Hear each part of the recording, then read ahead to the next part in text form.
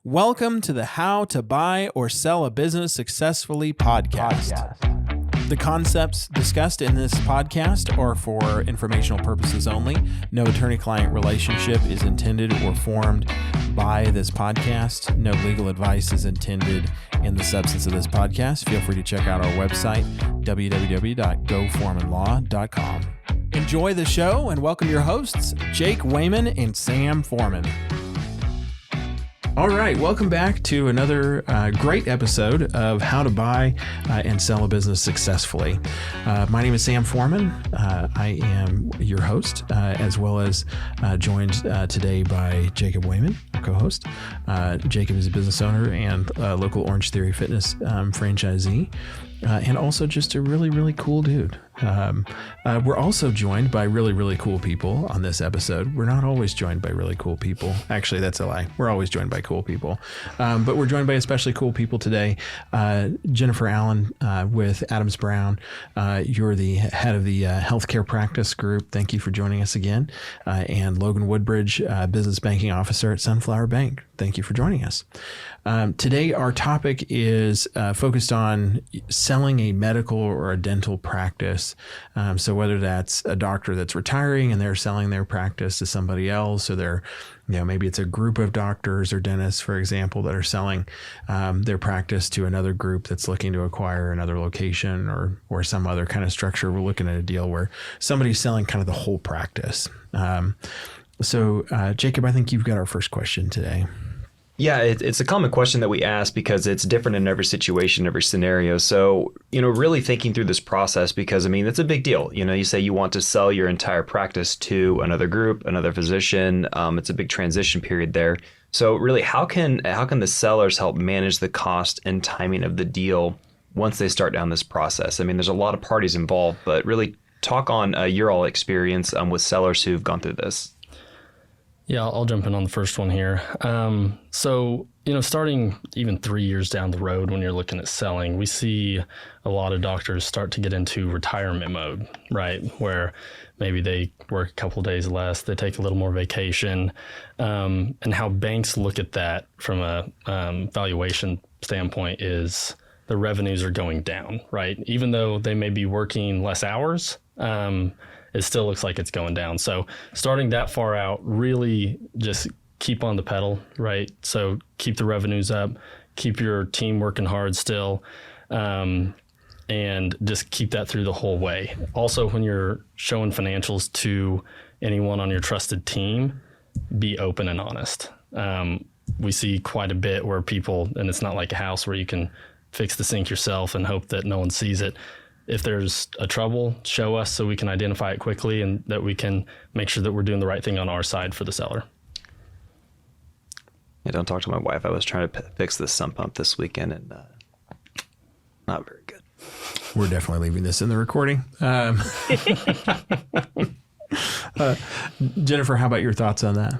Yeah, I think on the seller side is, truly understanding the feel for how to maintain the highest cost. So like Logan said, don't let up on the cost of running the business just to slow down, because unfortunately it's gonna show up in that total price of what you think it's worth and what you really want out of the practice.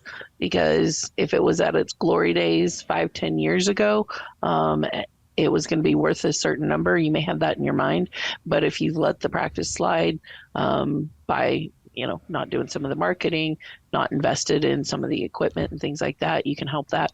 But then also making sure that you've got your deal team put together. So, that's a question that a lot of times I ask is when somebody comes to me and they say, I'm wanting to sell. I said, okay, who's your lawyer? Who's your banker? And truly understanding that they've got to have their team kind of arms wrapped all around this transaction. Mm-hmm. Because you cut somebody out of it and they're going to have to play catch up. It's never going to be cost efficient for the seller to bring somebody up cost speed demon through it. Yeah. No, I'll add a little bit to that. as we've talked about, as you both have talked about here, there's such a heavy component to transferring value and figuring out, how does the practice create value? Where does that come from? And then how have you positioned as a seller to be able to transfer that to the buyer? And as you both have talked about, making sure that that process is done with intentionality and far enough in advance that you can actually do that. Because if you wait too long, just as you just described, Jennifer, it can be too late, or you can be trying to get people up to speed in a time where, there's not really much that they can do, or what they can do is pretty limited, and, making sure that you're planning far enough in advance to do that. And, I would add to that if your priorities as a seller are not to maximize the value of the business, make sure that your team understands that. Like if your goal is like, hey, I'm just going to kind of ease into retirement and I just want to get what I can get for it, make sure that your team understands that, so that they're not trying to help you, ramp up a value that you're not looking to create, and that they do a good job focusing on, here's what your top priorities are in the deal process. Yeah. And Jennifer, I liked what you said about the equipment piece, because a lot of folks coming into a practice may look at the revenue and the sellers going, man, our revenue is so well, we're doing such a good job. But if you have outdated equipment because you were waiting to buy some for the next buyer, they're going to come in and say, man, I'm going to have to spend money on this, and this. And that's just going to lower the value. Yeah. Well, and Jennifer, you'd mentioned the deal team. So, and you mentioned a few people on there. So if say, and Sam, chime in on this too as well, because we've talked about this many times on other podcasts. What is the deal team? So like I'm a physician, don't ever give me an MD behind my name. I don't think, or anything. Or anything. Not a doctor. Not a doctor. But what does that look like? So like, I mean, you're wanted to start that process. Who do I need to be calling to be on my deal team? Jennifer, why don't you go first? For me, it's the attorney, and making sure that the attorney is well versed in it, as the CPA, and then the banker. And if you're the seller, the banking is understanding, is that going to be debt that is going to stay in the practice, or are you going to have to pay off some of those debts?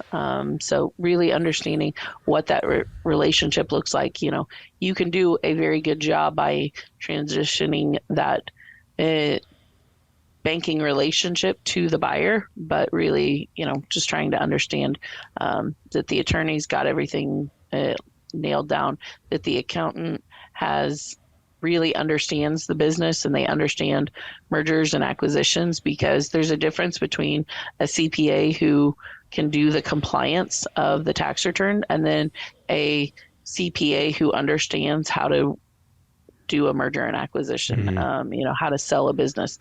Because a lot of times, if that's not somebody's wheelhouse, it doesn't make sense. But it doesn't mean that you have to change your current compliance tax provider just to get the deal done. So, yeah, I think just to echo that, I would ditto all of those things. When we're looking at who else might need to be involved, we always want to start with how does the business create value, and how does that value get transitioned to the buyer, for example, and then what are the necessary people that need to be involved to do that. And sometimes you'll have, hey, here's this key doc that's going to stick around, that's going to be running this practice, that's going to become the second location for somebody else, for example. And that person might need to be involved in the practice in a different way, or there might be somebody on the, administrative side of things. Just thinking about who else is involved beyond just the professional team to get it done. If, in some instances, people are hiring a broker to go help find, a buyer in the process. And so they might be part of the team, but just to really underline and reiterate exactly what Jennifer described, is it's so important to have people that are on the team that know how these processes work, that are well versed in the issues and things, because they're going to help provide a much better experience. They're going to make sure that things are handled correctly. And just because you might need somebody to come in and serve a specialist role in the deal doesn't mean that you have to replace a longstanding relationship. But there's all kinds of issues and challenges you can encounter where having somebody on that deal team, or hopefully an entire deal team that has a lot of good quality experience, is going to be really beneficial for the overall process. Jennifer, I've got a tax question for you. Under CFR, no, I'm just kidding. no code specific questions on this podcast, folks. We don't want anybody to hurt themselves while listening or recording. Because remember, we're not doctors. When somebody's selling a practice, what kind of tax issues do they really need to be thinking about and focused on? Talk to us a little bit about some of the key things they need to be aware of. Sure. So purchase price allocation, and by that just means, if I'm going to sell it for X dollars, how much am I going to say the equipment is worth? How much am I going to say the goodwill or patient list is worth? And there are different tax implications, that costs you at a different rate. If you say $50,000 or $100,000 is for the equipment versus if you let that all go to, the value of patient list or the goodwill. And so there are different tax implications, and understanding, the timing of the tax. Is the buyer going to get bank financing and so you're going to get one large lump sum, or are you doing any type of a seller carry and you're going to delay that? There can be some different tax implications. The other thing that we haven't really chatted about, but is on the seller side, if you are selling to a related party. So, if your son or daughter is also a medical provider and they're going to buy your practice, there are some different tax implications on that. And so really understanding that, because, the guy that you play golf with sold his business and everything was structured one way. If you are selling to a family member, it may not be the exact same way, even if you think you've got the same set of deals. And so really having that clarity of that can surprise a lot of people. No, that's really helpful. It's really helpful. If somebody is doing a stock sale, for example, and they're selling, the ownership in the practice, as opposed to doing an asset deal, are there tax things that might relate to, prior year returns, for example, or other things that they need to be thinking about when they exit the business and, really be intentional about structuring as part of their deal? Yeah, if they're selling their stock, then the buyer has taken on their responsibility of that practice and some of those prior obligations. So what is, listed in the deal paperwork on, are they being subject to X dollars, or is that being all absorbed by the buyer? So is there anything that they need to kind of hold back for? Mm-hmm. How common is it? What do you see happen more? Is it stock sale or asset sale? What do you typically see in the medical world? I would say probably 95% of them are going to be asset deals. Yeah. There's not very many stock sales that happen. Are there any special tax issues that folks need to be thinking about if it's not just the practice itself, but also a related real estate entity, for example? Yeah, selling the real estate, just the timing of it, do you want that extra cash flow, especially if you're going into retirement, of receiving that cash, or do you want the lump sum and be able to invest some of that cash? And so, what does that look like? And is that something that you can structure to keep the real estate for 5 years, but you've sold the practice and there's just an agreement, a lease agreement for that you can have in there? No, that's helpful. I think one of our last questions here for Logan and then for Jennifer is, when you're talking about, how to have a really good deal process or how to have a successful transaction with, folks that are selling a medical or dental practice, what kind of advice do you give them? Yeah, so it always kind of comes back to the deal team, at least from my side of things, because you want to get us involved as quickly as possible. But like I said, most of the time, this business is their baby. Make sure that you're selling it to somebody who is going to take care of your customer base, take care of your employees. You really want to vet them out and make sure that the culture is going to be a good fit for the people coming in, because the last thing these sellers want to do is come in and get a good penny for their business and then have it be ran to the ground. Mm-hmm. How about you, Jennifer? I think, the same kind of deal. Yeah. Understanding what the culture is going to look like, but understanding, what is their real motivation as the seller. Is it to get the highest dollar because you need to maybe catch up some retirement strategy because you haven't invested in your retirement? Is it because you want to transition this, like I said, to a family member or to that next level of your associate? Is it because you'd like to take off the burden of being the business owner, but yet you still want to work in the business and you still want to provide great patient care for the next, 3 years, 5 years? What does that look like? Do you want to transition to the employee? And do you have the personality that can switch from the business owner to the employee and work for someone else? Or do you need to just walk away and enjoy, whether it's retirement or a different kind of lifestyle and strategy? So, no, that's really good advice. Really good advice. Jacob, any last questions? No, I think, I say no and I'm going to ask a question. So it makes no sense whatsoever. You sound like a lawyer. Yeah. Well, it depends. Yeah. It depends. It depends. I do have exactly one question. It is 18 parts. Well, we talked a lot about the seller in this situation, but the one last question would be, like, from a buyer standpoint, is what are the biggest challenges and obstacles, Logan, that you've seen?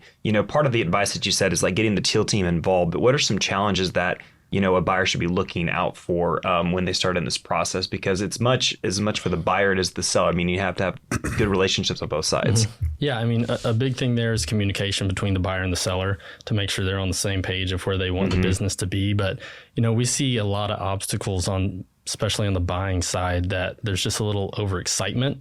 So they may look past, just like if you're buying a first house, right? You might look past some issues because you just really, really want to buy it. I think everybody needs to do their due diligence and see what kind of practice they want to buy and make sure that that's the right one that fits them. Yep. Can I just say ditto? Well, understand what it is you're looking for and kind of work through all those details. So, yeah, some advice I always have been given is always build your business to sell.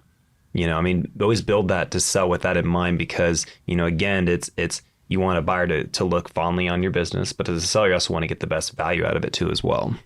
Yeah, no, that's good advice. And just know what you want, and make sure that you include on your scorecard any critical non-financial items as well. I mean, we see folks lose sight of that sometimes. I think both of you talked about, particularly if you're a seller and you're making that transition to being an employee versus being an owner, are you ready for that? And really know what you want, and know what your priorities are, and then make sure that your deal team understands that so that we can execute for you. Because if what is at the top of your scorecard is something other than, hey, go maximize the value of the business, I mean, everybody needs to understand that so that we can focus on what matters most to you, and provide success on your terms. Yep. So, well, hey, thank you everybody for joining us today. For all of our listeners, please consider subscribing, and share this content if you think that it's helpful for someone. And if you do leave us a review, we ask two things: either leave us a 5-star review, which is amazing and we would love, or leave us, if you feel so inclined, a 1-star review with really, really colorful comments. Only about Sam. Yeah, exactly. That's a low-hanging fruit. Thanks everybody for joining us. Jennifer and Logan, thank you for joining us again today. And everybody have a fabulous and wonderful week. Thank you for joining us today. For future episodes, please subscribe to the podcast on Apple Podcasts or Spotify. And please check out our website at www.goforemanlaw.com/learning.